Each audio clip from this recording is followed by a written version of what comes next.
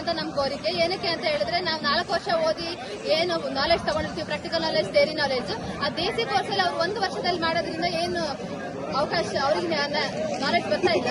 ಅಷ್ಟೇ ಅಲ್ಲದೆ ನಮ್ಗೆ ಅವಕಾಶಗಳು ಕಡಿಮೆ ಆಗ್ತಿದೆ. ಅವ್ರಿಗೆ ಬೇಸಿಕ್ ಪ್ರೋಗ್ರಾಮ್ ಅವಾಗೇನು ಮೊದಲು ಇಟ್ಟು ಯಾರ್ಯಾರು ಅದನ್ನ ನೋಡ್ಕೊಳ್ತಾ ಇದಾರೆ, ಫರ್ಟಿಲೈಸರ್ಸ್, ಮೈನಸ್, ಅದ್ರ ಬಗ್ಗೆ ನಾಲೆಜ್ ಸಿಗ್ಲಿ ಅಂತ ಸ್ಟಾರ್ಟ್ ಮಾಡಿದವ್ರು ಈಗ ಅದನ್ನೇ ಬಿಸ್ನೆಸ್ ಮಾಡ್ಕೊಂಡ್ಬಿಟ್ಟಿದ್ದಾರೆ. ಅದನ್ನ ಸ್ಟಾಪ್ ಮಾಡ್ಕೊಬೇಕಂತ. ಮತ್ತೆ ಸ್ಪೋರ್ಟ್ಸ್ ಕೋಟಾನ ಇನ್ಕ್ಲೂಡ್ ಮಾಡ್ಬೇಕು. ಎಷ್ಟೋ ಜನ ಕಷ್ಟಪಟ್ಬಿಟ್ಟು ಅವ್ರು ನಮ್ದು ಎಜುಕೇಶನ್ ಮತ್ತೆ ಸ್ಪೋರ್ಟ್ಸ್ ನ ಮೇಂಟೈನ್ ಮಾಡ್ತಿರ್ತಾರೆ. ಬಟ್ ಅವ್ರಿಗೆ ಇಲ್ಲಿ ಅನ್ಯಾಯ ಆಗ್ತಿದೆ. ನಮಗೂ ಕೂಡ 4 ಇಯರ್ಸ್ ಆಗಲೇ ಪ್ರೋಗ್ರಾಮ್ ಮಾಡಿ NSS ಎಲ್ಲ ಮಾಡಿ ಫೀಲ್ಡ್ ವರ್ಕ್, HOT ಟ್ರೈನಿಂಗ್ ಎಲ್ಲ ಮಾಡಿರ್ತೀವಿ. ಥಿಯರಿ ಮತ್ತು ಪ್ರಾಕ್ಟಿಕಲ್ ನಾಲೆಜ್ 2 ಇರುತ್ತೆ ನಮಗೆ. ಬಟ್ ನಮ್ಗೆ ಇಲ್ಲಿ ಅನ್ಯಾಯ ಆಗ್ತಿದೆ. ಅದೇ AO ಮತ್ತೆ ಇದರಿಂದ ಪ್ರತಿ ಇಯರ್ ಕಂಡಕ್ಟ್ ಮಾಡಬೇಕು. ಲಾಸ್ಟ್ ಟೈಮ್ 2017 ಅಲ್ಲಿ ಕಂಡಕ್ಟ್ ಆಗಿತ್ತು. ಈಗ 9 ಇಯರ್ಸ್ ಆಗಿದೆ.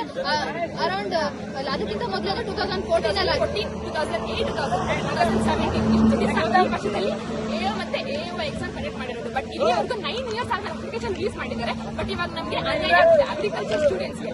ಮತ್ತೆ BE biotechnics not and allied farm science courses. ಮತ್ತೆ ಇದರಲ್ಲಿ ಏನಾಗಿದೆ, ನಮಗೆ ಪ್ರೈವೇಟ್ ಕಾಲೇಜಸ್ಗೆ ಈ ವರ್ಷ 12 ಕಾಲೇಜಿಗೆ ಪರ್ಮಿಷನ್ ಕೊಟ್ಟಿದ್ದಾರೆ. ಪ್ರೈವೇಟ್ ಕಾಲೇಜಿಗೆ ಕೊಡೋದ್ರಿಂದ ಅಂದ್ರೆ ಗೌರ್ಮೆಂಟ್ ಕಾಲೇಜ್ಗೆ ಅದು ನ್ಯಾಯವಾಗಿ ಯಾರು ಓದ್ತಾ ಇರ್ತಾರೋ ಅವರಿಗೆಲ್ಲ ನ್ಯಾಯ ಸಿಗ್ತಾ ಇಲ್ಲ. ಇಲ್ಲಿ ಅವ್ರು ಏನೇನೋ ದುಡ್ಡು ಕೊಟ್ಬಿಟ್ಟು ಓದ್ಕೊಂಡು ಡಿಗ್ರಿ ತಗೊಂಡಿದ್ದಾರೆ ಅಂತ ಹೇಳಿದ್ರೆ ನಮ್ಗೆ ಇಲ್ಲಿ ಒಳ್ಳೆ ಆಪರ್ಚುನಿಟೀಸ್ ಎಲ್ಲ ಮಿಸ್ ಆಗ್ತಾ ಇದೆ. BSc ಅಗ್ರಿಕಲ್ಚರ್ ಸೀಟ್ ಸಿಗೋದು ತುಂಬಾ ಕಷ್ಟ. ಅಲ್ಲಿ ರೈತರ ಮಕ್ಕಳಿಗೆ 50% ರಿಸರ್ವೇಶನ್ ಇರುತ್ತೆ. ಇಲ್ಲಿ ಬಂದಿರೋ ಎಲ್ಲರೂ ಕೂಡ 50% ರೈತರ ಮಕ್ಕಳೇನೆ ಇರ್ತಾರೆ. ಆದ್ರೆ ಅವರು 4 ವರ್ಷ ಕಷ್ಟಪಟ್ಟು ಓದಿರೋದು ಅವ್ರಿಗೆ ಫಲ ಸಿಕ್ಕಿಲ್ಲ ಅಂದ್ರೆ ಇದ್ರಿಗೆ ಏನ್ ನ್ಯಾಯ ಸಿಗುತ್ತೆ? ಅದಕ್ಕೆ ನಾವು ಪ್ರದರ್ಶನ ಮಾಡ್ತಾ ಇದ್ದೀವಿ.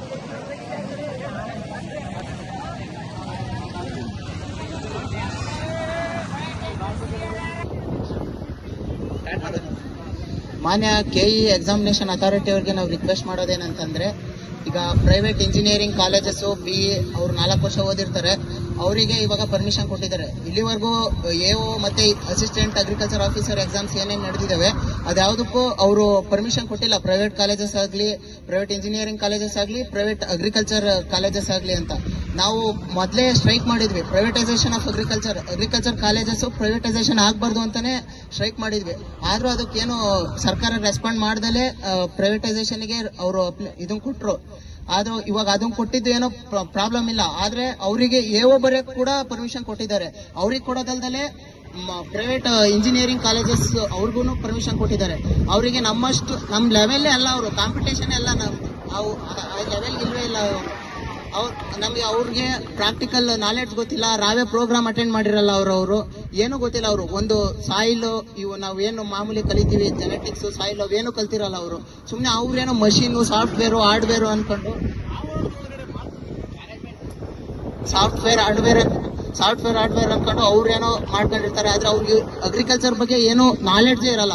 ಅವರಿಗೆ AO ಕೊಟ್ಟು ಅವರು ಸುಮ್ಮನೆ ಏನೇನೋ ಎಕ್ಸಾಮ್ ಅಲ್ಲಿ ಬರ್ದು ಅವರು ಏನಾದ್ರು ಅಕಸ್ಮಾತ್ ಆಗಿ ಪಾಸ್ ಆದ್ರೆ ಈಗ ಅಗ್ರಿಕಲ್ಚರ್ ಓದಿರೋರಿಗೆ ತುಂಬಾ ಲಾಸ್ ಆಗುತ್ತೆ.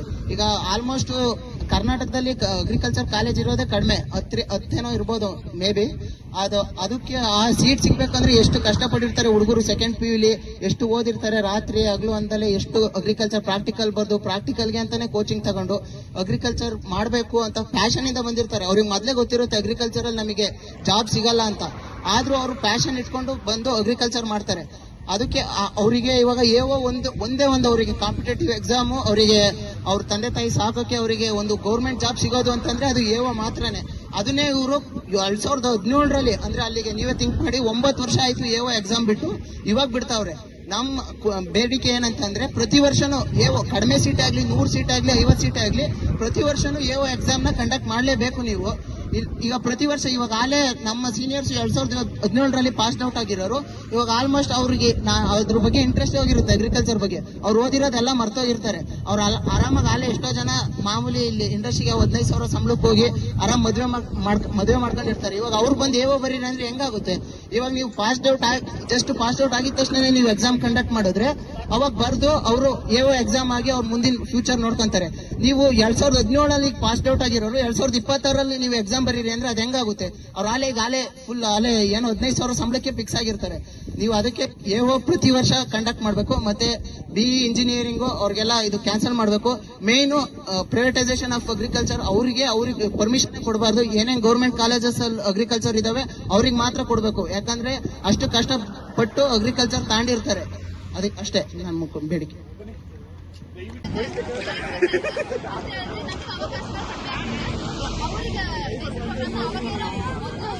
ಯಾರು ಅದನ್ನ ನೋಡ್ಕೊಳ್ತಾ ಇದಾರೆ ಫರ್ಟಿಲೈಸರ್ಸ್ ಮೈನಸ್ ಅದ್ರ ಬಗ್ಗೆ ನಾಲೆಜ್ ಸ್ಟಾರ್ಟ್ ಮಾಡಿದ್ದು ಆಗ್ತಿದೆ.